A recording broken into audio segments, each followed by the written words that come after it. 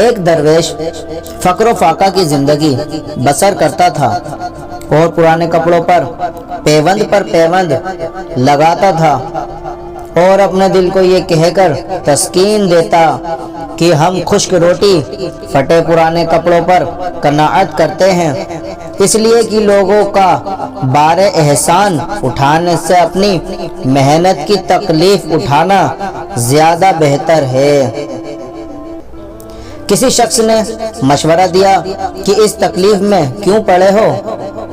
اسی شہر میں فلاں آدمی بڑا سخی ہے، وہ اس قدر فیاض اور رحم دل ہے کہ اگر اس کو تیری غربت کا پتہ چل جائے تو وہ خود تجھ کو اس قدر خیرات دے کہ تم خوشحال ہو جاؤ۔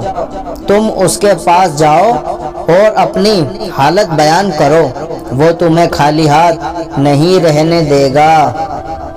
درویش نے جواب دیا، خاموش رہ کہ کسی کے آگے دست سوال دراز کرنے سے فقر و فاقہ کی حالت میں مر جانا زیادہ بہتر ہے۔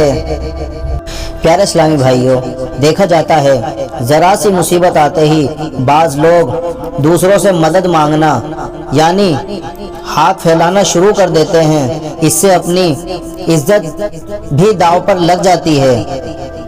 ایک حدیث پاک میں ہے کہ جو اپنے اوپر سوال کا دروازہ کھول لیتا ہے یعنی لوگوں سے مانگنا شروع کر دیتا ہے، اللہ تعالی اس پر محتاجی کا دروازہ کھول دیتا ہے۔ اللہ عز و جل کی بارگاہ میں دعا ہے تمام مسلمانوں کو صبر کرنے کی توفیق عطا فرمائے، آمین بجاہ النبی الامین صلی اللہ تعالی علیہ وسلم۔